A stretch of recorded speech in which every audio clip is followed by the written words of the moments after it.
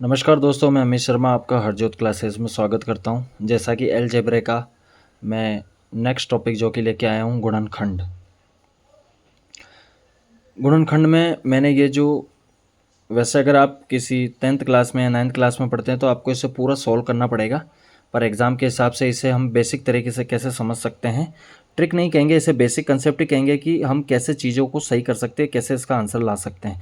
इसे समझने का तरीका मैं आपको बताता हूँ। गुणनखंड कैसे किया जा सकता है, इसके प्रॉपर गुणनखंड कैसे हो सकते हैं।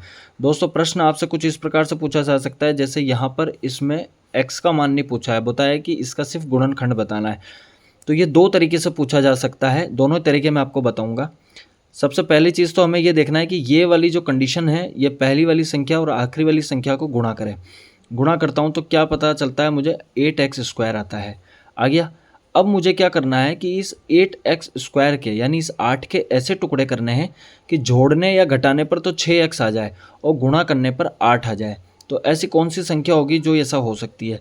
तो मैंने देखा कि एक 4 होता है और एक 2 होता है। 4 दूनी 8 हो रहा है और 4 में 2 जोड़ दूँ तो 6 भी हो रहा है। कंडीशन सेटिस्फाई है कि ये फैक्टर ऐसे कर सकते हैं और ऐसे टुकड़े करने हैं कि जोड़ने घटाने पर ये आ जाए। अब 8 4 दूनी 8 तो हो रहा है, ये बात तो समझ गया मैं, लेकिन यहाँ पर क्या हो रहा है, माइनस का 6x आ रहा है। तो 6x लाने के लिए, इन दोनों को जोड़ने के लिए अगर प्लस का निशान लगाता हूँ मैं ऐसे दोनों तरफ, तो 4 और 2 तो 6 हो जाएंगे, लेकिन ये प्लस के आएंगे, मुझे तो माइनस के चाहिए थे। तो मैं प्लस के ना लेकर क्या लूँगा, माइनस के 4 और माइनस के 2 लूँगा। तो माइनस माइनस प्लस होता है, तो ये बराबर 6 आ जाएगा, लेकिन बड़े चिन्ह किसका लगा हुआ है, माइनस का, इसलिए हम यहाँ पे माइनस लगाएंगे।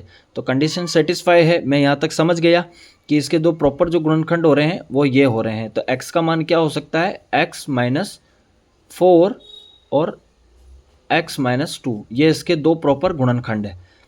अब दूसरी बात ये आती है कि हमें सिर्फ गुणनखंड बोला था तो हमने ये कर दिया, हमारा आंसर सही हो गया। मान लो वो बराबर में 0 दे देता या x का मान पूछ लेता, तो ये चिन्ह चेंज हो जाते हैं। कैसे चेंज हो जाते हैं, आप एक कहानी से याद रखिएगा कि ये बराबर है। अगर उसने बराबर में कुछ दे रखा है, मतलब ये तो हो गया पीहर, ये हो गया ससुराल। अगर पीहर से ससुराल में जाएगी तो उसका सरनेम चेंज होगा। इसी प्रकार गणित में जैसे ही ये चिन्ह है बराबर के इस तरफ जाएंगे तो चेंज होंगे। अगर हमसे 0 का मान, जैसे x का मान पूछ लेता वो, तो हम x-4 को पक्षांतर करते तो इधर x+4 हो जाता, और इसको पक्षांतर करते तो x-2 हो जाता। जैसा कि आगे वापस मैं आपको समझाऊंगा नेक्स्ट क्वेश्चन में। जो चीज़ इसमें नहीं समझ में आई होगी नेक्स्ट वाले में समझ में आ जाएगी। यहाँ पर दे रखा है x² + 7x + 10, बराबर में कुछ ही नहीं दे रखा है। मैं दोनों चीज़ बताऊंगा कि बराबर में 0 दे रखा हो तब चिन्ह चेंज होते हैं, 0 नहीं दे रखा हो, बराबर में कुछ ना दे रखा हो तो वहाँ क्या होते हैं। जैसे यहाँ नहीं दे रखे हैं तो यहाँ हम चिन्ह चेंज नहीं करेंगे, लेकिन यहाँ पर 0 दे रखा है तो हम चेंज करेंगे चिन्ह। इसकी गुणा इससे करते हैं, ये हुआ 10x²। इसके ऐसे दो टुकड़े करो कि जोड़ने घटाने पर तो 7x आ जाए क्या, और गुणा करने पर 10x आ जाए, 10 आ जाए। तो ऐसा कौन सी संख्या होगी, 5 × 2, 5 दूनी 10 हो जाता है, और 5 में 2 जोड़ दूँ तो 7 भी हो जाता है। पहला काम तो हमको ये कर लेना है। उसके बाद मैं क्या देख रहा हूँ कि यहाँ पे मेरे पास प्लस के 7 आए हुए हैं, मतलब ये दोनों चीज़ें क्या रहेगी, प्लस की ही रहेगी। तो यहाँ पर सीधा सा मैं x+5 और x+2 लिख सकता हूँ। ये मेरे प्रॉपर दो गुणनखंड हो गए। बस इतना सा ही टाइम लगता है। मान लो अगर 0 दिया होता कि x का मान बताओ, तो ये चिन्ह चेंज हो जाते, x-5 और x-2 हो जाते हैं। आइए नेक्स्ट क्वेश्चन पे बढ़ते हैं। x² - 8x + 12 दे रखा है, वही इसकी गुणा करेंगे, 12x² हो रहा है। इसके ऐसे दो टुकड़े कीजिए कि गुणा करने पर, जोड़ने या घटाने पर तो 8x आ जाए और गुणा करने पर 12 आ जाए। तो मैंने क्या समझा, ऐसे कौन से टुकड़े कर सकता हूँ मैं, 4 × 3 करता हूँ तो 4 × 12 आता है। अब यहाँ पे देखना, आप कहेंगे कि सर यार आप तो प्रॉपर परफेक्ट टुकड़ा कर पा रहे हो, हम कैसे कर पाएंगे। तो देखो, मैं भी यहाँ पे चाहूँ तो एक बार में कर सकता हूँ, लेकिन मैं आपको बताता हूँ कि आप पहली बार में क्या क्या सोच के टुकड़े कर सकते हो। 4 × 12 करोगे, हाँ सर 12 आ रहा है। क्या 4 और 3 जोड़ने पर 8 आ रहा है, नहीं आ रहा है। फिर मैं क्या करूँगा, फिर मैं इसमें 2 का भाग लगाऊंगा, मैं इसमें 2 का भाग लगाऊंगा और जिसका भाग लगा रहा हूँ उसको ही गुना कर दूंगा। तो 2 का भाग लगाया, 4 में 2 बार गया, मेरे पास 2 आ गया, और 2 से गुना भी किया तो कितना आ गया, 6 आ गया। अब 6 दूनी कितना होता है, 12 होता है, और 6 और 2 भी 8 होता है। कंडीशन सेटिस्फाई कि एक टुकड़ा मेरा 6 होगा, एक टुकड़ा मेरा 2 होगा। जिसको गुणा करने पर तो 12 आ रहा है, और 6 + 2 करूँ तो 8 आ रहा है। पर याद रखना यहाँ माइनस का 8 आ रहा है, इसके लिए मुझे दोनों चिन्ह माइनस के रहने होंगे, क्योंकि माइनस माइनस प्लस भी हो जाएगा और ये माइनस का 8 भी बन जाएगा, क्योंकि बड़ी संख्या पर माइनस लगा हुआ है। इसलिए मैं माइनस का 6 और माइनस का 2 लूँगा। तो मुझे यहाँ कंडीशन सेटिस्फाई होगी, मैंने कर लिया। तो x माइनस 6 और x माइनस 2, ये दो इसके प्रॉपर गुणनखंड होंगे। अगर बराबर में x का मान पूछता तो चिन्ह चेंज हो जाते, उधर जाते तो माइनस का प्लस हो जाता, प्लस का होता तो माइनस का हो जाता। जैसा कि अब वापस नेक्स्ट क्वेश्चन में देखते हैं। यहाँ दे रखा है x square plus 13x minus 48, बराबर में कुछ ही नहीं दे रखा है। तो सबसे पहले तो मैं इसके टुकड़े करता हूँ, 8x स्क्वायर 48x स्क्वायर, गुणा कर देंगे, इनकी गुणा हो गया। अब इसके ऐसे दो टुकड़े करो कि जोड़ने या घटाने पर तो 13 आ जाए और गुणा करने पर 48 आ जाए।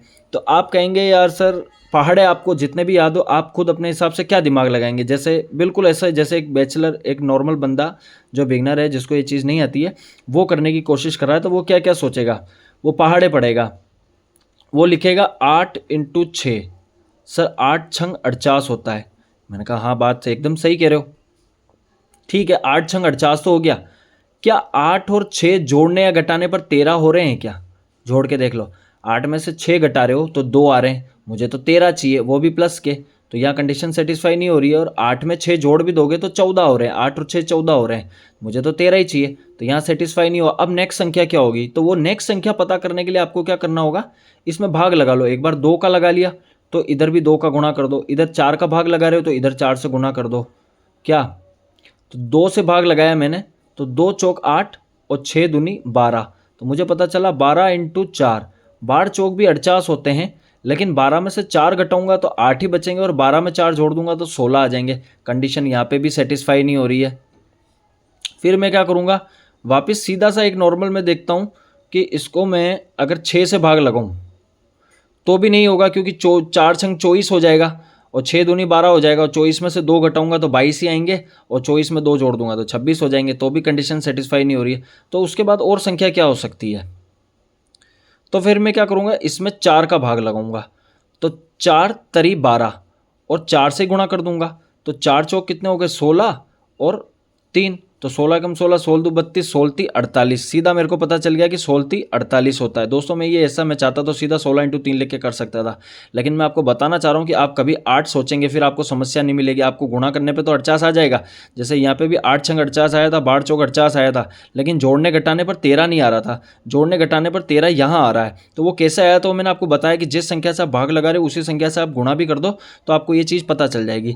अब 16 3 48 होता है, और 16 में से 3 घटाऊँ तो 13 भी आता है। अब मुझे पता चल गया कि 13 तो आ रहा है, लेकिन 13 प्लस का आना चाहिए, मतलब ये हो गया कि ये चीज़ प्लस की होगी और ये माइनस की होगी। पॉजिटिव में से बड़ी संख्या में से छोटी संख्या जाएगी तभी वो पॉजिटिव आएगी।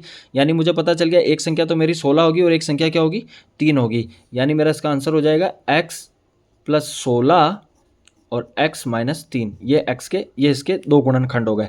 अगर ये हमसे x का मान पूछता तो चिन्ह चेंज हो जाते, x का मान 16 हो जाता और x + 3 हो जाता। 16 3 48, 16 में से 3 गए तो 13। ये बात समझ में आई आपको? चलते हैं, लास्ट वाला क्वेश्चन है। इसमें क्या दे रखा है दोस्तों, इसमें यही दे रखा है कि इस संख्या को मैं फिर इससे गुणा करूंगा तो ये मेरा होगा 20x²। इसके ऐसे दो टुकड़े कर दो, इसके ऐसे दो टुकड़े कर दो कि जोड़ने घटाने पर तो ये आ जाए x आ जाए और गुणा करने पर 20 आ जाए। तो ऐसी संख्या मैंने देखी 5 है और 4 है। 5 को 4 से गुणा करता हूँ तो 5 चौक 20 भी आता है, 5 में से 4 जाता है तो x भी आ जाता है, 1 आ जाता है। 1 का मतलब 1x, यहाँ कुछ ही नहीं लिखा, इसका मतलब 1x है। तो सीधा सा मेरे को पता चल गया कि यहाँ मुझे पॉजिटिव चाहिए, मतलब ये प्लस का होगा और ये माइनस का होगा। तो इसके दो फैक्टर कौन से हो गए, x + 5 और x - 4। अगर ये बराबर में 0 का मान पूछता तो मैं इसे पक्षांतर कर देता, तो चिन्ह चेंज हो जाते हैं। उसी तरह वापस यहाँ पर एक क्वेश्चन दिया हुआ है, x² + 17x + 72। इसके दो टुकड़े करता हूँ, इसके गुणा करता हूँ तो ये हुआ मेरे पास 72x²। इसके ऐसे दो टुकड़े करो कि जोड़ने घटाने पर तो 17x आ जाए, गुणा करने पर 72 आ जाए। मैंने देखा सीधा सा 8 और 9, 8 9 72 हो रहे हैं और 8 और 9 17 भी हो रहे हैं। तो मुझे ये पता चल रहा है कि इस बार घटाने पर 17 नहीं आएंगे, इस बार जोड़ने पर आएंगे, और वो भी पॉजिटिव चाहिए। तो दोनों संख्या में पॉजिटिव की लूँगा, तो ये प्लस का 8 और ये प्लस का 9 हो गया, ठीक है। और 8 8 16 और एक 17 हो रहे, 8 और 9 17 भी हो गए और 8 9 72 भी हो गए। यानी मेरा x का मान क्या निकला, x + 8 और x +